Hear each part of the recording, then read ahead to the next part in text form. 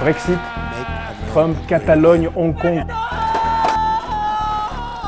re-Trump, re-Brexit, Chili, Liban.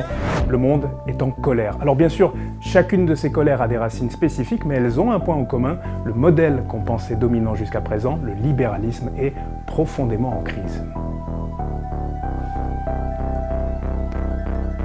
Ça aurait dû être un jeudi comme un autre à Berlin-Est. Nous sommes le 9 novembre 1989.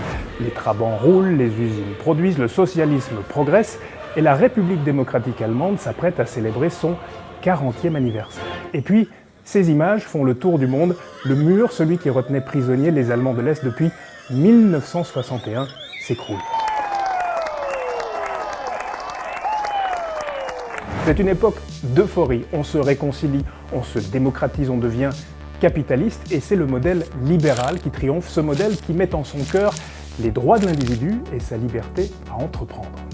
Sauf que 30 ans plus tard, le constat est plutôt mitigé. D'abord, au plan économique, on l'a vu en 2008 avec la fameuse crise des subprimes, du crédit hypothécaire aux États-Unis, elle a contaminé l'ensemble du système financier international et on a découvert à ce moment-là la très grande fragilité de notre petit monde globalisé. Ensuite, au plan politique, c'est le deuxième moment de rupture en 2016 avec le Brexit et l'élection de Donald Trump. Désormais, on ne parle plus de libéralisme, on préfère parler de la nation, des frontières ou encore du protectionnisme. Alors, est-ce que le modèle libéral est condamné ? Si on regarde la carte du monde, 30 ans après la fin de l'Union soviétique, le constat est quand même réjouissant. Les démocraties, ici en bleu, résistent face au régime autoritaire en rouge. Mais attention, c'est bien sûr un équilibre très fragile. Et on en revient au plan économique. Qu'est-ce qu'on constate ? Bien sûr, les tenants du libéralisme vous diront que le produit intérieur brut mondial, l'ensemble des richesses produites chaque année sur la planète, progresse. Sauf que sa distribution, elle, est de plus en plus inégalitaire.